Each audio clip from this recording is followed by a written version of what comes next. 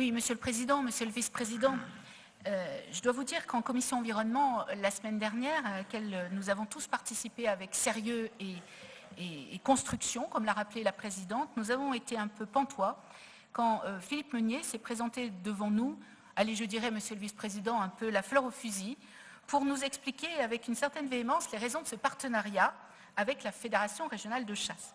Alors, je tiens tout de suite à mettre les choses au point pour que ce soit clair pour l'ensemble des conseillers, l'ensemble du public qui s'intéresse à nos débats, mais bien sûr aussi pour les présidents de fédérations de chasse qui sont présents aujourd'hui dans le public. Eh bien non, Monsieur Meunier, je vous l'ai dit en commission, ces dernières années, la région n'avait pas oublié d'accompagner les fédérations de chasse. D'ailleurs, nous connaissons bien les chasseurs et nous les avons rencontrés à leur demande autant de fois que nécessaire. Que ce soit d'ailleurs dans différentes instances. Dans le cadre de nos responsabilités dans les parcs naturels régionaux, par exemple, dans le cadre de nos responsabilités dans les réserves naturelles régionales, dans le cadre de nos responsabilités dans la gestion des zones humides, dans le cadre de nos responsabilités dans le schéma régional de cohérence écologique. Et je pourrais rajouter la liste parce que nous sommes nombreux ici à avoir suivi les travaux et à nous être évidemment intéressés au sujet qui était le nôtre et le leur, à savoir la protection des espèces et de la nature.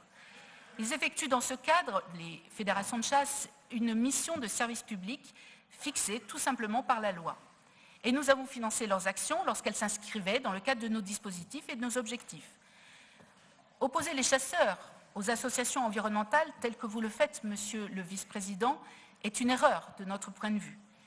Et ce sont des organismes complémentaires qui peuvent et savent travailler ensemble. J'en sais quelque chose dans mon département en particulier, où les trois ensembles, que sont les pêcheurs, les associations naturalistes et les chasseurs, ont été sur le point d'aboutir à une action commune en matière de gestion de la biodiversité. Alors vous revendiquez un rattrapage de subventions. Mais de quoi parle-t-on? D'une très grosse fleur au fusil, Monsieur le Vice-président. Alors c'est quand même 3 millions d'euros. Oui, c'est une fleur importante. Avec cette délibération, vous multipliez par 40 la somme versée à la Fédération régionale de chasse, qui, ne l'oublions pas, bénéficie de recettes conséquentes sur la taxe parafiscale, sur les permis de chasse, et ça, c'est déjà prévu. Et cette recette doit permettre d'ailleurs aux fédérations de mener leurs actions. Alors, il n'y a qu'une seule question qui se pose à nous. Qu'est-ce qui justifie ce traitement que nous considérons aujourd'hui déséquilibré, qui vise donc à subventionner à hauteur de 3 millions d'euros des structures qui disposent déjà, et c'est normal, de recettes conséquentes pour mener leurs actions? Je vous laisse réfléchir chacun à la réponse de cette question.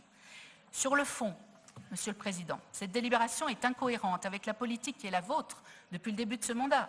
Vous supprimez les conventions pluriannuelles d'objectifs dans plusieurs délégations et pas seulement dans le domaine de l'environnement. Merci Madame Rigamon. Monsieur Sosa, vous avez la parole.